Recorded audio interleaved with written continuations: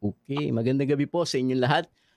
Another live podcast, broadcast, streaming, whatever ng Migrant Voices. At ngayon po ang pag-uusapan natin ay hinggil sa bagong pakana ng gobyerno ng rehimeng Marcos doon sa bansa ng Taiwan na magkakaroon malamang ng epekto hindi lamang sa Taiwan kundi sa buong daigdig na no na may mga OFWs. So magandang gabi po sa inyong lahat. Ako po si Chet Timaano mula po sa Migrante South Korea kasama ko at mga kasama, kayo naman ang magpakilala sa sarili nyo. Sino gusto Nandun mauna? ako. Na ako para magkakasama ng Korea. Magandang gabi po sa inyo lahat at sa ating bagong mga kasama ngayon.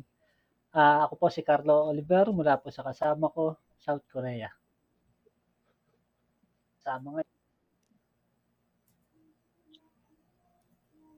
Sige, ako na muna, Ate Hilda. So, ayan, magandang gabi po sa lahat. So, 8:00 na po ng gabi dito sa Taiwan. Ako po si Owen, case officer po mula sa Migrasi Taiwan. Dito sa Taiwan, ako po si Owen, case officer po mula sa Migrasi Taiwan. May nagpi-feedback na audio. Sinong hindi naka-headset? Case officer po mula sa Migrasi. Yes. May nagpi-feedback na audio. Okay na. Okay, Pyre. Sino susunod? Ako din po si Helda, ang chairperson ng Migrante Taiwan. Uy, 2 chairperson tayo meron ngayong gabi. So, magandang gabi. Ako, na-intriga kasi ako itong bagong nakita ko yung statement ng Taiwan tungkol sa doon ako medyo na-trigger sa usapin ng no pay, no work daw. Paano ba to? Paliwanag nyo nga yung sitwasyon ninyo ngayon sa Taiwan. Owen, ikaw na muna. Sige. Bali, yung konteksto po muna siguro ng mga manggagawa dito sa Taiwan. So, yung context po kasi ng contracts ng mga manggagawa dito sa Taiwan, laging every 3 years lang po yung yung po nila, yung duration po ng contract, tapos pwede lang po sila magstay hanggang 12 years. So basically parang hanggang 4 na contract po yung meron yung mga migrant workers dito. Tapos sa bawat contract po, kinakailangan pong ipa-verify po ito sa MECO. Yung MECO, yung Manila Economic and Cultural Office, parang embassy po ng Philippines dito sa Taiwan. So ngayon, ang ginawa po ng MECO, naglabas po sila ng memorandum na sinasabing kapag hindi kayo nagbayad o hindi updated yung bayad nyo doon sa SSS Pag-ibig saka sa OWA membership nyo, at kapag hindi active at hindi updated, hindi nila ipaprocess yung contract verification. Yun po yung so parang ang nangyayari, sa pilitan po, parang napipilitan yung mga migrant workers natin, yung mga manggagawa natin dito sa Taiwan na bayaran muna para ma-process yung contract verification nila. Ngayon, kapag hindi na-process yung contract verification nila, ano po ba yung karaniwang nangyayari? Kasi ang contract verification po, kailangan po siya para ma-process yung OEC or yung Overseas Employment Certificate ng mga migrant workers natin. Ngayon, kung sakali man ang mga migrant workers gusto nilang, yung mga OFW po natin gusto nilang umuwi sa Pinas, ganyan, or parang gusto nilang magbakasyon, panandalian sa Pinas, kailangan po nila kumuha ng OEC para makabalik dito sa Taiwan at para basically para payagan yung sila. Yung OEC walang silbi. Yung OEC walang silbi basically po. So parang parang another bureaucratic process po siya para pahirapan yung migrant yung mga OFW yung makapagbakasyon or para ma-enjoy yung supposed na time nila sa bakasyon nila sa Pilipinas. So parang ayun, kailangan yung contract verification bago makakuha ng OEC. So kaya yun yung parang pinaka inirereklamo ng mga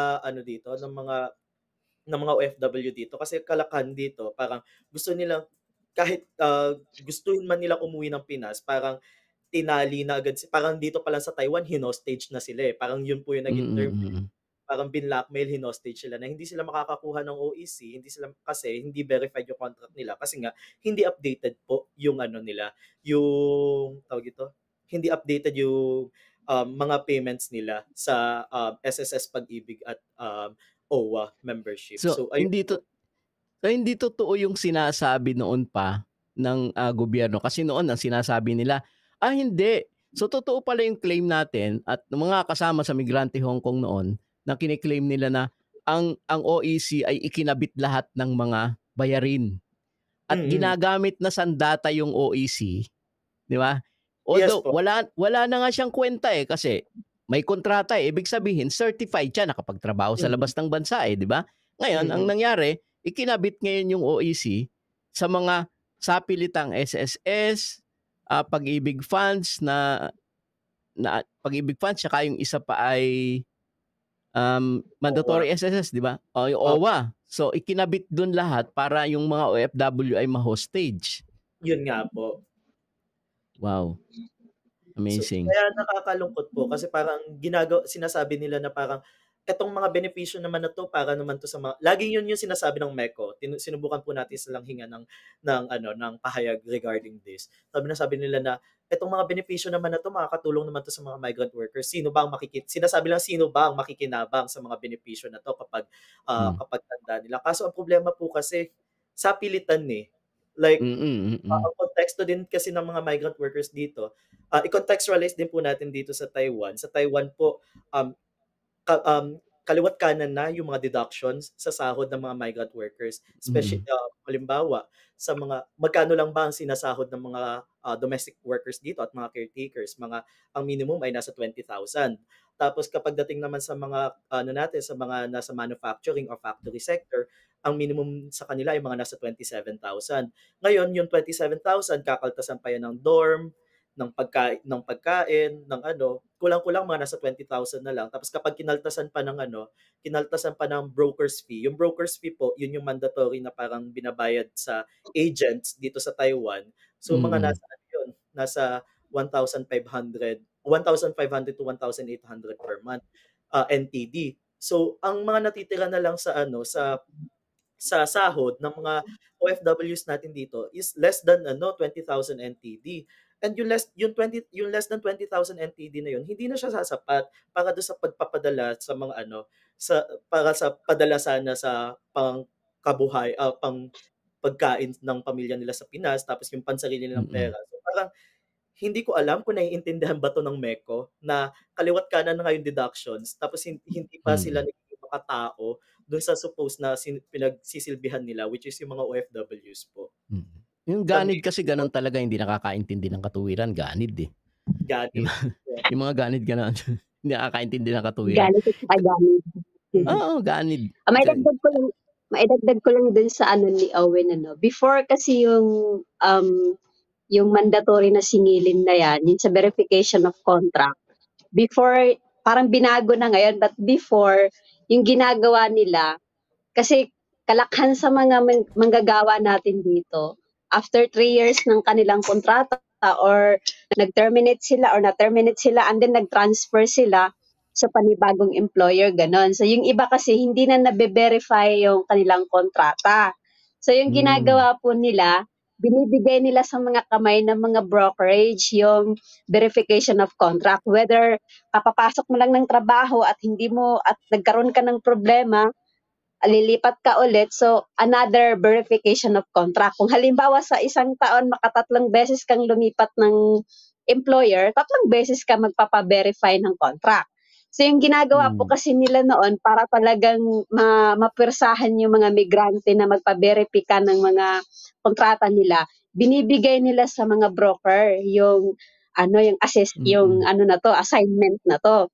Kaya yung mga broker naman, sinasamantala yung mga migrante. For example, yung supposed to be yung magbabayad ng verification of contract, employer. Yan, nasa nasa rules. Pero, hindi nila minamandatory yung mga employers na magbabayad. It's up to the employer, sabi nga ng MECO. Kung babayaran nila, good. Pero kung hindi, wala tayong magagawa. Laging hugas kamay, ganon. So yung ginagawa po ng mga broker, talagang pinuwersahan nila yung mga manggagawa na kailangan mo mag-verify ng kontrata kasi yun yung order ng MECO. So yung 1,431 ba yun, Owen? na verification of contract sa NT dollars, mga around nasa 2,000 something sa peso yan, yung ginagawa po ng mga broker, pumapatong sila Mm. sa 1,431 ginagawa nilang 2,500 kasi nga daw babayaran daw yung service, which is nagbabayad na rin naman kami ng service fee monthly. Kasi yung ano kasi yan, yung sa broker system kasi na yan, kapag first timer ka sa Taiwan in first year, 1,800 NT dollars yung babayaran mo sa broker as a broker's fee monthly. And second year is 1,700. And then pagka third year naman, 1,500 yan. Tuloy-tuloy na yan. Kung hanggat hawak ka na ng broker mo ng ilang taon, tuloy-tuloy mo babayaran yung 1,500 NT dollars na yan sa broker. Pero walang ano yun, kumbaga, walang naging kapalit yun. Kasi kung nagka-problema ka sa employer mo, hindi ka rin naman natutulungan ng mga broker. In fact, sinisiraan ka pa. Or kaya pagka, meron kasi dito yung policy na kapag nag-terminate ka ng contract, bibigyan ka ng at least 60 days na maghanap ng trabaho. Yeah, So parang sa karamihan Korea. po ng mga broker, karamihan po ng mga broker, hinohold nila, iniipit nila yung mga transfer letter hanggang matapos yung 60 days. And pagkatapos na yung 60 days, wala kaming mahanap na bagong amo sa'yo. Wala ka ng choice kundi umuwi na lang ng Pilipinas. Yung ganon. So dito po sa usapin ng so kinontra natin yan. Kinontra natin sa MECO na bakit nyo binibigyan ng kapangyarihan yung mga broker sa ganitong polisiya. Nagka-problema na nga kami dati dun sa complaint natin na mismong pag ang employer, broker yung, kasi karamihan dito, walang mga day off Hindi pinapag-day off. So, halimbawa, pag may emergency talaga yung mga kababayan natin na uuwi sila, pwersahan yung broker nila yung nagpo-process ng dokumento nila sa MECO. So, for example, yung OEC dati na 100 lang, 100 NT dollars, babayaran pa ni worker yung service sa broker, manghihingi ng another 500 sa halagang 100 na OEC. So kinontra natin na bakit laging ganon, laging pabor na lang sa broker. So yung ginawa nila, tinanggal na nila yung pagbibigay ng assignment na to sa mga brokers. So sabi nila, sige, tanggalin na natin yan kasi ang daming reklamo. So pwede na kayong pumunta sa tanggapan ng Manila Economic and Cultural Office para kayo na mismo yung mag-verified ng kontrata. Dahil diyan po, so karamihan sa iba, hindi na sila pumupunta kasi hindi naman minamandatory na wala nang sapilitan yung mga broker. Dito naman sila gumawa ng another steps para mapwersahan yung mga migrante sa pag-verify. Kung wala kang tawag nito, kailangan mong mag-verify ka ng kontrata mo, at least babayaran mo lahat ng mga mandatory na singilin. Paano na lang po kasi yung mga umuwi ng biglaan dahil namatayan ng pamilya or may problema sa pamilya? Yung kapiranggot na lang na natitira na sahod, babawasan pa. So, yun po yung nagiging sakit namin dito. Lahat ng mga OFWs. Yung broker system pala kayo hanggang ngayon? Yes po. Yung gobyerno, ibig ko sabihin, yung MECO, di ba, gobyerno yan, di ba? Yung MECO, yan yung parang imbis na sila yung magtrabaho sa inyo para silbihan yung mga migrants doon sa trabaho ng mga broker, kumuha sila ng another broker para lang magawa yung trabaho na dapat ay sa kanila. Ganun ba yun? Parang ang nangyayari po kasi, yung mismong imbis na gawin ng MECO yung trabaho nila na pagsilbihan yung mga migrant workers, nagiging kasapakat pa sila ng mga lokal na broker sa Taiwan. Imbis na ang pakinggan nila yung boses ng mga migrant workers, para sa kanila mas convenient kapag yung brokers kung dumadaan sa broker kasi syempre wala kang trabaho, nakaupo ka lang, di ba? Uupo ka lang, yung broker na yung magpa-process para sa iyo. So parang ganon. Ang nagiging naman nito, syempre, yung mga brokers, yung pinagkakakitaan nila yung desperation ng mga migrant workers na kumuha ng mga ng contract verification. So parang itong mismong buong scheme or yung sistema ng contract verification ay nagiging isang buong business scheme siya ng brokers saka ng mismong MECO para Sa gatasan. madalit salita, sinindikato yung mga migrants. Yung mga desperadong mga migrante na hindi na alam kung paano kikita at makakapagpadala sa pamilya. Batay sa kwento mo kanina, ang natitira may $20, Yeah, 20. mga 15,000 20,000. NTD na lang po siguro. So Oh, kung di ba? Hindi ko nasa alam kasi yung pera diyan eh. Basta alam ko may dollar sa huli. Di ba? mga kung yung And 15,000 yes, Taiwan dollars. For example, yung 20,000 Taiwan dollars, mga nasa 30,000 na lang sa peso yan eh. So parang 'di ba, yun po. So, So, kung yung mga pag-uusapan diyan ay broker tsaka yung MECO tsaka yung gobyerno ng Pilipinas ano. Kasi may kinalaman 'yan eh. So, ang hitsura kasi noon yung mga migrants na mga kung sa konteksto natin ano na itinaboy ng kondisyon panlipunan sa Pilipinas na pilitang mag-abroad ay ano para kang pumasok sa kumunoy ng sindikato ng Exactly. kartel, 'di ba? Na para kang ano ibinebentang produkto sa labas ng bansa na pinasapasa ka kung kanino, bilasang-bilasa ka na. Ngayon Yun naman, nga. hindi pa nasiyahan ng mga tinamaan ng kulog. Ang ginawa naman ngayon ay sapilitan kayong Mhm. ang worry kasi namin kami sa South Korea, no? 'Di ba, Chairman, ano? Kamakailan lang mayroong kaming inilaban yung mandatory SSS. Yung aming kasing mga EPS dito ay ito ay mayroon silang National Pension Service na sa loob ng kanilang kontrata na 4 years and 10 months makukuha nila yung halos kalahating milyong piso, no? Pag umuwi sila, nalalamsam nila. Pinagtangkaan ng gobyerno yan. Pinagtangkaan na ipasok yung SSS diretso sa SSS yung kanilang mga National Pension Service. At nag-aklas yung mga migrante dito. Ang worry namin, ang mabalitaan namin yan tungkol diyan sa inyo sa inyo na hindi malayo na mangyari din ito sa South Korea, sa Japan or somewhere. Hindi ba, Chairman? Kasi yung SSS, NPS, ano na yan, pangalawa na yan, yung huling namin dito. Yung una talagang itinigil nila. Talaga pinalamig nila yan eh. Tapos nung makakita ng pagkakataon, inano na naman nila eh. Ibinuka na naman nila eh. Tapos meron pa yung sa PhilHealth nga. Mandatory, tapos yung premium hike. Unang ano pa lang yan, nilabanan na rin namin yan dito eh. Pinrotesta na rin namin. Nagtagumpay naman hanggang lumamig uli. Tapos ngayon, pinaiinit na naman nila. Nandiyan na naman ko eh. Pare-pareho yung pattern yung mga nangyayari sa inyo, posibleng mangyari din dito sa amin yan.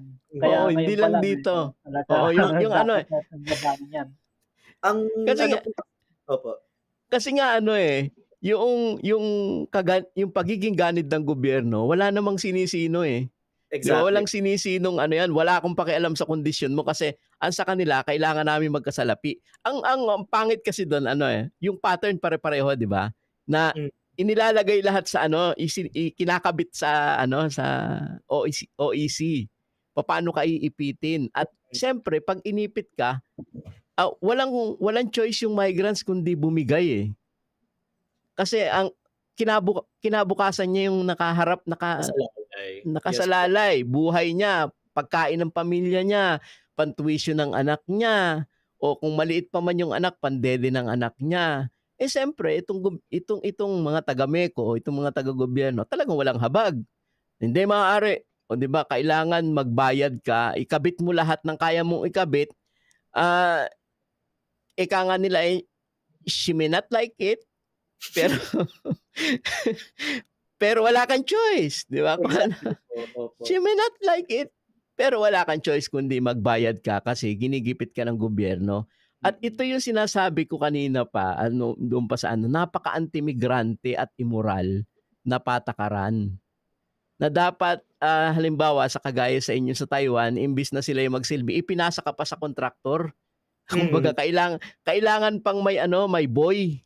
Kumbaga, may boy pang isa na pwede naman palang alisin na mas maiksi, paliitin para hindi na magbayad yung mga migrants. So, ang malinaw doon, talagang napaka-anti-migrante, di ba, nung patakaran. May dadagdag pa kayo mga kasama? Ako'y bago manggigil ng tuluyan. Ang tungkol binukas namin siya no at nagkaroon po kami ng dialogue dun sa Mekong tungkol dito sa sa bakit kailangan palaging dumaan sa brokers yung mga proseso ng pagpoproseso ng mga gantong papel. At sinabi nila na sige, sinubukan nilang tanggalin at maging parang wala nang hindi na dumaan sa sa ibang channel, so direktang migrant to to Meko mismo. Kaso may isa pa pong problema. Ang problema dito, kalakhan ng mga migrant workers, specifically sa mga domestic caretaker settings, yung mga domestic caretakers natin, ang ano lang nila, ang day off na pinapayagan lang sila. Dahil nga ang konteksto po ulit natin, i-contextualize po ulit natin, yung mga caretakers po dito sa Taiwan, hindi sila sakop ng Labor Standards Act.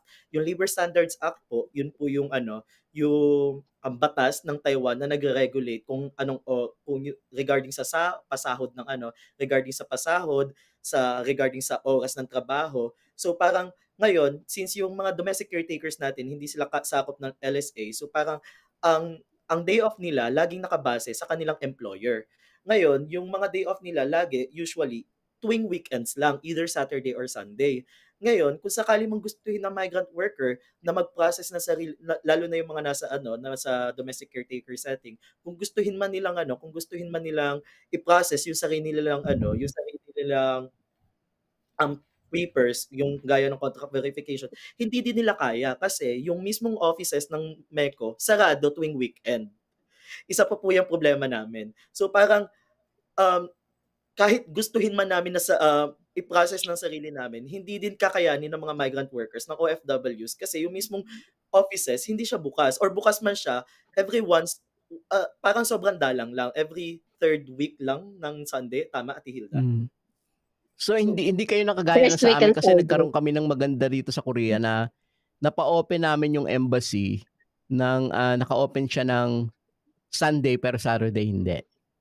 Opo. Yun nga po. Sunday Isang siya. campaign pa po namin yan na pinipilit na i-push yung Bukas Meko campaign tuwing tuwing Linggo rather, para pagsilbihan yung mga migrant workers. Laging sinasabi nila na parang ilang beses na namin siya dialogue with the Meko. Ang lagi nilang sinasabi ay skeletal workforce daw sila. Tuwing Linggo ay wala na nga daw silang pasahod, ganyan-ganyan. Pero parang sobrang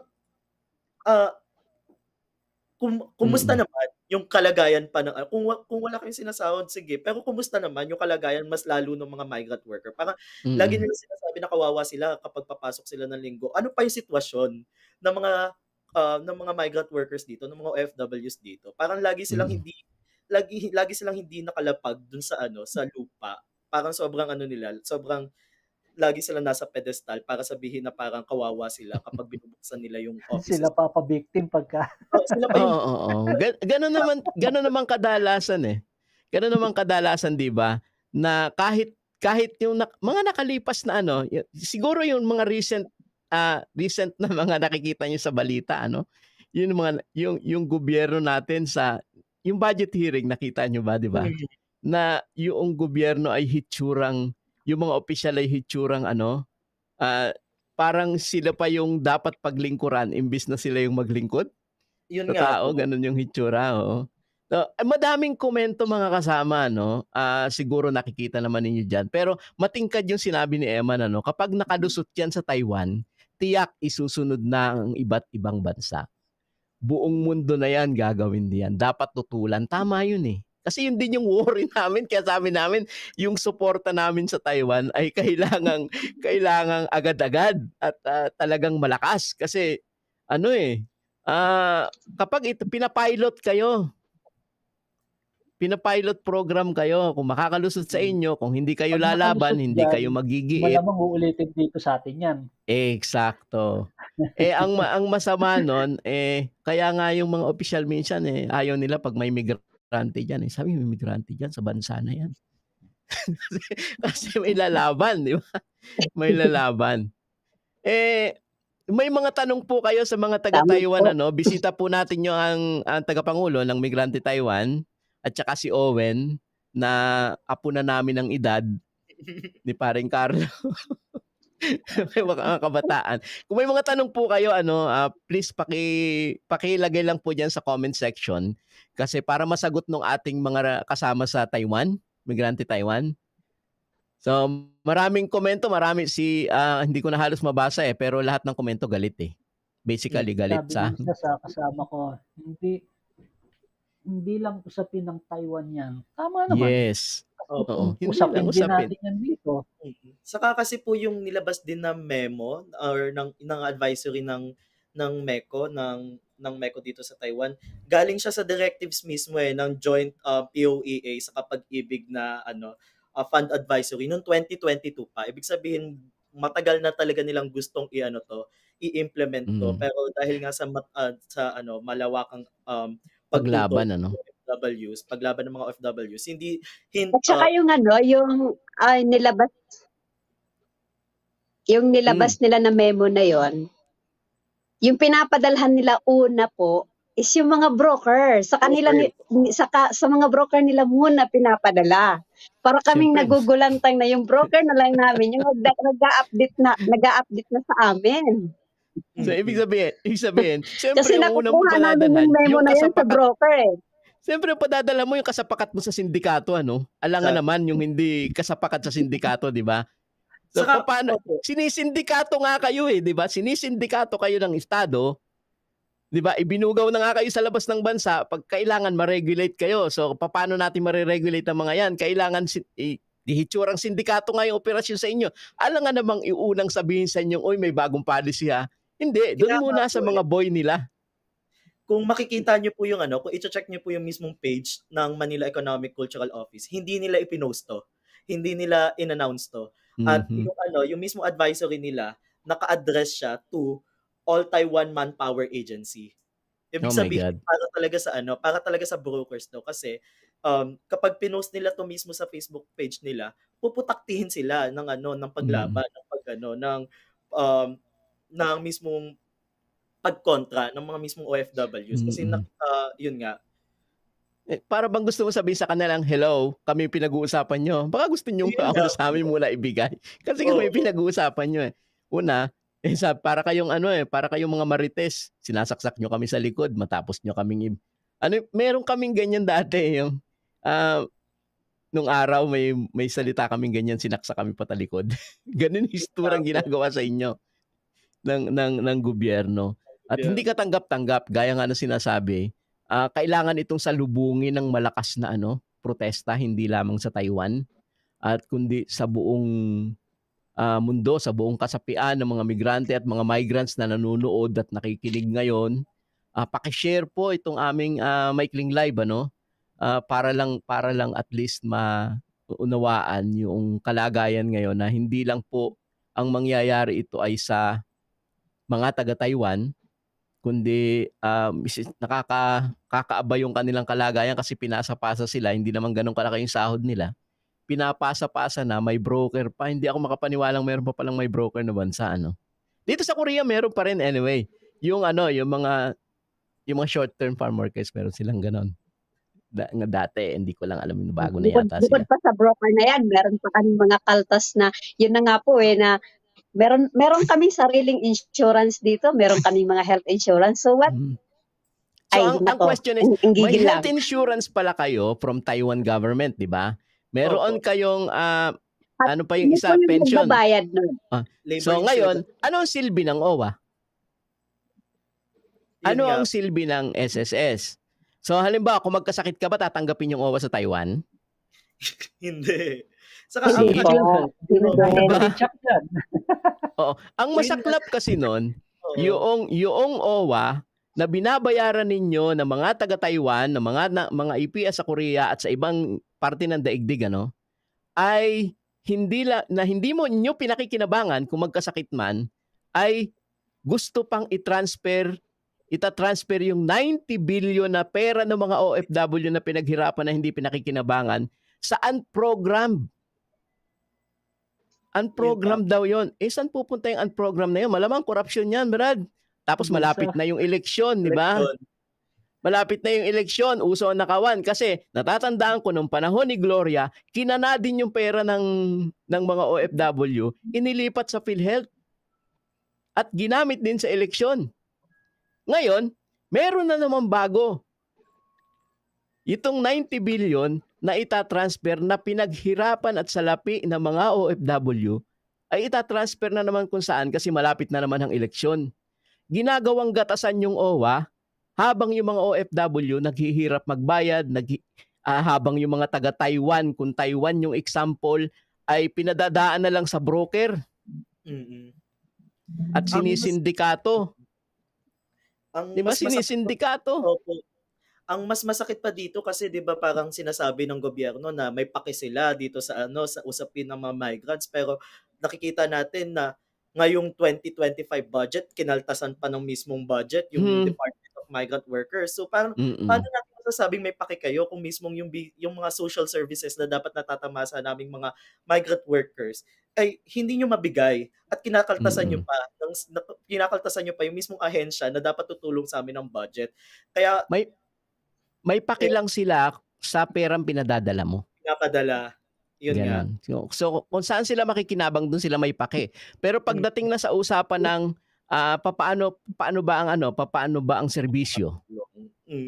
So hindi na usapin yung serbisyo kasi hayaan mo sila, sabi niya, para mga masasamanda mo yan, mabubuhay yan pag kinalat mo yan dyan. Natural, mamamatay kami. Gagawa kami ng paraan para mabuhay, ano? 'Di ba? Ganun yun eh.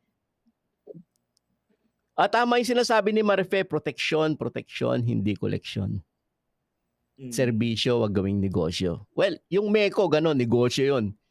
Hindi lang negosyo, ay mistulang sindikato na mga scammer, mga mukhang scammer sila. Ay mismo, ang titindi.